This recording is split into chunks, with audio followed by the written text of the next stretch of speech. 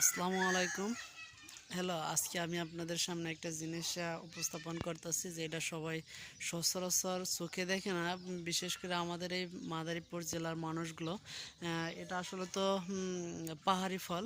এই পাহাড়ি ফলটা আপনারা তো দেখবেন যেটা বীজ, যেটা কক্সবাজার, চট্টগ্রাম ওই বন্দর এলাকা যেটা পাহাড়ি ফল নামে পরিচিত। এই পাহাড়ি ফলটা খুবই সুস্বাদু এবং ভালো লাগে, বিশেষ করে রোদ যখন প্রচণ্ড রোদ ওঠে তখন এই ফলটা খুব ভালো লাগে। আমি আজকে আপনাদের দেখাবো, আমাদের এটা পাহাড় অঞ্চল না, হয়তো আমাদের মাদারীপুর সদর জেলা, কিন্তু আমাদের বাড়িতে এই ফলটা হয়তো দেখা যাইতেছে এবং এইটা বিশেষ করে এই ফলটা গাছটা লাগানো হয়েছে, সেই কারণে আমরা দীর্ঘদিন যাবৎ দেখতে আছি যে অনেক লতা হয়েছে কিন্তু ফল দেখা যায় না, কিন্তু হঠাৎ করে এই ফলটা দেখতে পাইতেছি যে এখানে একটা ফল হয়েছে।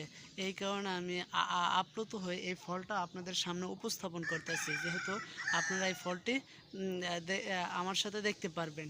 এই যে দেখতেছেন যে কত ধরনের এরকম এই যে গাছ, এই যে এগুলো দেখছেন, কতগুলো বিস্তীর্ণ গাছ, লতা পাতা বিভিন্ন ভরা, কিন্তু কোনো ফল দেখা যাইতেছে না।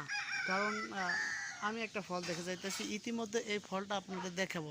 এই দেখেন, যেটা হচ্ছে এই যে ফলটা, এই একটা ফল যেটা এই যে হাত দিয়ে ধরতেছি।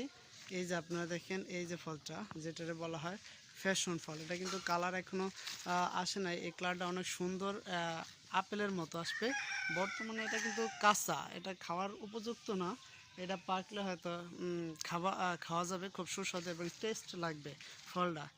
এই ফলটার মূলত লবণ দিয়ে খেলে এবং এর ছাড়া কাঁচামরিচ, লবণ, বিট লবণ, এগুলা চিনি, এগুলো যদি মিক্স করে খাওয়া যাবে। এখন এই ফলটা কিন্তু কাঁচা, খাওয়া যাবে না। এগুলো সাধারণত ভিতরে এখনও পাকে নাই। এটা পাকলে হয়তো ট্যাঙ্ক, যেটা ঘ্রাণ আসে, মূলত এটা ট্যাঙ্ক ফল বলে আমাদের এদিকে, আবার কেউ আনারকলি বলে, আবার কেউ ফ্যাশন ফল বলে, এরকম দুই তিনটার নাম।